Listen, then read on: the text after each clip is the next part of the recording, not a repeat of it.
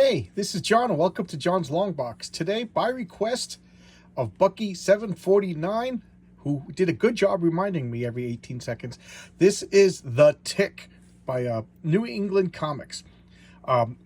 This is a sixth printing. I don't have the first printing, which annoys me to no end. I like to get the first printing, so this is the first issue of The Tick. So this is the 10th anniversary. So The Tick came out in 1986, but this came out in 1996. So here we go. Welcome to the 10th anniversary of The Tick. Let's look at the indicia. Number 1, August 1996, the 10th anniversary edition. So the very first Tick came out in 1986.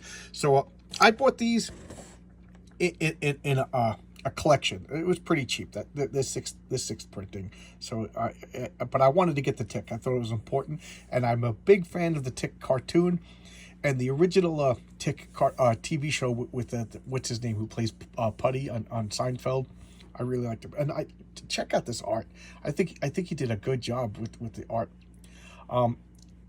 There's no credits as of yet, and I kind of forget everybody's name, and I'll get it wrong anyway. So let's go on. But here we have the Tick already in an insane asylum. I am a big fan of this artwork. Good artwork. It's all splash pages, and remember, splash pages don't have to be just the first page. So I'm gonna go out on a limb. I've been to Boston once, and I it's not like I memorized the landscape, but I assume this is Boston. You know, comic book people can tend, write what you know, draw what you know, and I think people tend to set their comics in their town, and here we have the Tick bounding over a building. I just love this. Very, very good. For a humor comic book, a silly humor comic book, it's excellent background. And the background's kind of, I know this is I don't know, elevating it higher than it that's actually mean. I take backgrounds, but it kind of reminds me of like some Will Eisner backgrounds, but then or Cerebus, but I'm being tricked by the black and white, and then Cerebus had a lot of buildings in the background. Same with the black and white Spirit, although the Spirit was in color, but I first got introduced to the Spirit in the black and white reprints. So to me, the Spirit's a black and white comic, even though it's not. I'm rambling. All right, 2 minutes in, and I'm rambling. I'm not starting over. See, we have the Tick jumping. I just really, really enjoy this artwork. I really do. It's been a long time since I broke this out and take a look. It's been at least 10 years. At least 10 years. I think I got it about 15 years ago. It's just super competent artwork. I could see why it got as popular as it did. And here we have, he. For those of you who are not familiar, the Tick is super strong, and he's nigh invulnerable. But he's not the most agile, and he's not the most intelligent. So here he's jumping around, hopping around, and I love this. When he jumps around, his super dense body and his heavy weight cracks the structures that he's jumping on. I think that's just like a realistic touch in a humorous comic. And here he kind of flops, smashes his head, and crashes. And here he is just landing. Look at the broken detail. And this is a little trick over here. They had the sun setting. Why? So they could just color all the backgrounds in darkness. Save some time. And what is he's using a Viewmaster. I love that with the anybody old enough like me remember these toys? They called them Viewmasters. It was like a plastic visor device that you would put over your eyes, and you would put in these white discs. Each disc had like this little like trapezoidal film, and when you look through it, the light would project through it, and you would see the image. It would be projected on it, and you could see it. Your bifocal vision would turn it into one. And guys, some of them were pure art. Like I got me interested in this. Thanks, you, Bucky. You just reminded me of something. I want to look it up, because some of the earliest Viewmaster slides, these are collector's items. I know people that used to collect them. I haven't talked to him in like 25 years. I should talk to him. But they would go out of their way to collect these little Viewmasters, and the original ones were puppets. So they kind of look like those Rankin and Bass. Everybody knows the Rudolph the Red-Nosed Reindeer and Baby New Year, Happy New Year. They were puppetry. And I guess they probably put wires in the puppets so they would stand still, photograph them. Then later on they were animated, and the animated ones they were good, but the original ones with the puppets, I haven't thought about that since I was a kid. So here he is. He's insane. He broke out of an insane asylum, and he's using a Viewmaster as a device, and he's not even paying attention to the nonsense that's going on right below him. But fortunately, he's a heavy, dense being who crashes through the ceiling, and he stumbles upon a crime scene. You know, and maskless, faceless ninjas. So here he is, just wait a minute, you guys are ninjas. You know, it took him a while because he as dense as his body is, his brain is also dense. He's a nice way to put it. But look at, he's a hulking monstrosity. And what are they doing? They're attacking him, they're parrying him, they're stabbing him. I love the high, parry, thrust, high, haiku, you know, dodge. And it's not penetrating his flesh. So he's just swatting him away. Short work with this lick choke. He's just beating the crap out of him, you know, because he's tough, he's invulnerable.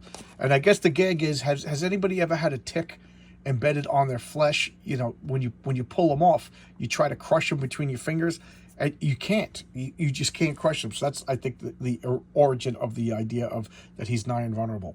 So here he is. He's looking at his Viewmaster. This is such a comic book trope. He lands on the flagpole, and then the flagpole repels him. You know, in reality, those 3/8 bolts into the concrete would pull right out at that much. And here he passes through the concrete. Just excellent artwork. I forgot how good the artwork is. And again, we didn't see the credits, so I imagine the credits are at the end. So he's just, you know, oh, he's got the flagpole. I thought he was beating up my crazy eyes. My eyes are getting really bad, ladies and gentlemen. I got to go to an optometrist. He's got the flagpole, and it's just bouncing around. The bum's laughing at him. I'm a superhero. So now, what do we have? We have exposition dump. The stories go. You know, we're going from big panels to smaller panels because now we got to convey information. Notice I said it was dark, so they're doing a good job with the darkness. And then they do a neat little trick over here. The buildings are in shadow, but the sky is pure white. But our mind knows that it's still dark out. It's just like one of those things that it only works in comic books, and believe it or not, it works in like old black and white movies too. Don't watch the Nosferatu. That's a peculiar. I can't even say that. A peculiar trick of the photography is that at nighttime, the way the black and white film, the night sky actually looks like white, but your mind still registers it as dark. It's really bizarre. I haven't thought about that since college. I took a film class. But here it is. This guy's like, who are you? So it's info dump. So we're learning about the tick through this street person. You know, it's a great way of making an organic info dump. And when I say info dump a lot, and I guess that sounds negative, but you need to convey information. How do you have the info dump? Not the fact that you have an info dump. Everybody has to have an info dump. How do you do it? He's having it through this character is acting as us, asking the questions that we would be asking. You know, so I'm not a roach, I'm a tick. So he's telling everything. Look, just really good artwork. Notice the lack of backgrounds.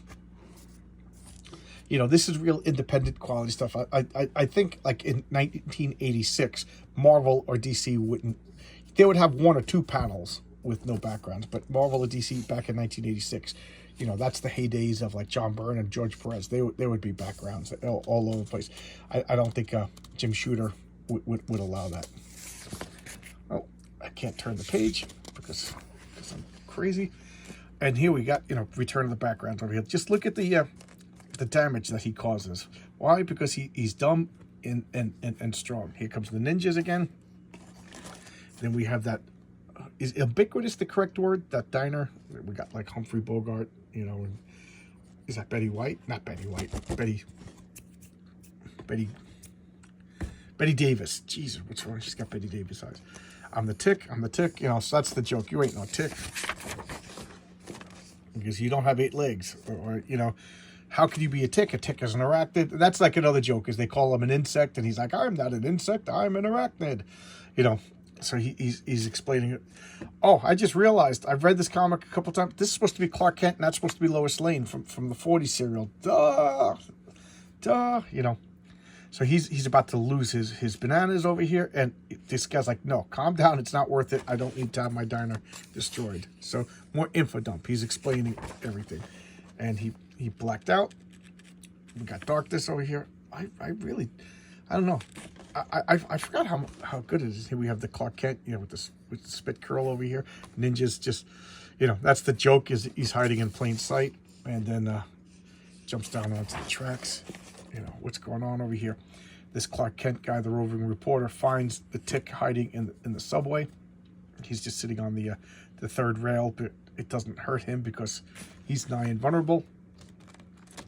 He's shocked though, so he's talking nonsense, and what are they having a little struggle, having a little superhero fight, and here comes the train. But bam, damn, they get run over, and oh, is that the end? No, I thought there was more. They get pushed by the train, knocked into the water, and you can see his Superman costume underneath. I'm not invulnerable. Too bad. Like, I got the Jimmy Olsen watch. I got it. What does he say here? Perry's gonna kill me. Making no bones that it's supposed to be Superman. And here we have high rise, high jinks. And here we could get Tick t-shirts. Tick was a phenomenon. Do you guys remember how big Tick was? By Ben Englund. That was the guy. Ben Englund. He went on to become one of the producers for Supernatural. And I think he's working on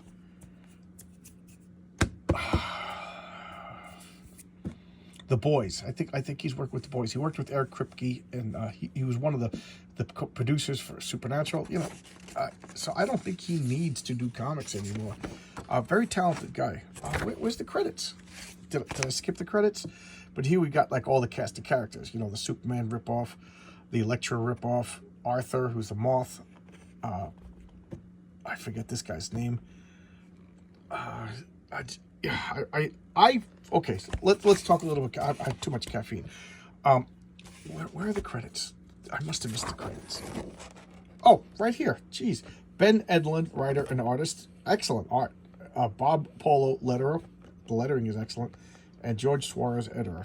Whatever. The editor's super important. I first became aware of the Tick through the television show. I remember I was in college, and I thought it was hysterical. I went out of my way to make sure that I watched it. I really, really dug it. I remember with some girl that we were dating a little bit, and this is going to be mean, but she had bipolar disorder, and sometimes she was a great girlfriend. Sometimes she was oh my God, you didn't want to be around her, and it was like random. But they called like the superhero team to action, and one of them was the bipolar bear, and there was a guy in a bear costume, and he stands up, he goes, "Oh, it's time to get up and face the world, but I'm just so depressed," and he goes back to bed, and we both cracked up laughing. She's like, that's my new spirit animal, the bipolar bear. So from that Tick cartoon, I remember another friend told me to watch it, and for some reason I was like against watching it. I don't know what was wrong with me. And then I watched it. I thought it was great. And then they had the TV show instead of having American Made, they called her Made in America. Instead of Made in America, she was called American Made. Am I getting that correct? And I don't know why they changed it for the cartoon, but she was American Made in the comic, and then she was like Miss Victory or something like that in the TV show, with the star on the chest. And I remember that the actress used to say that star on the chest, every time she moved, her boobs would pop out because it just didn't work. So that they actually had to like use glue and tape. But I don't know. That was a good show. And then they revitalized the show with another actor who didn't quite work, if you ask me. But there you go. That's everything I know about the Tick. These are the reprints. It kind of bothers me that I have reprints. I gotta look through my collection and see which ones, because I like to have first printings. I like to have good shape first printings of comics. I'm that kind of pain in the neck. But there you go. This is Thursday's video. Thank you guys. This Sunday, I'm going to have Sunday comics at 10 o'clock. I'm going to have a guest come on with me. My co-worker, Tony Dimes, is going to come on. We're going to talk about the Silver Surfer Requiem. I previously said that I was going to show Avengers 200, but, this is Tony. He's got kids. This is the only time he could show up. So we'll do that. And then the following week, I'll do the Avengers 200 for Sunday Comics. So I'll see you Sunday for Sunday Comics. Thanks a lot, everybody, and thanks Bucky for reminding me to do this. I enjoy this. This is a comic series. I think I'm going to go back and reread these. These are a lot better than I remember them. All right, thanks a lot. Bye bye.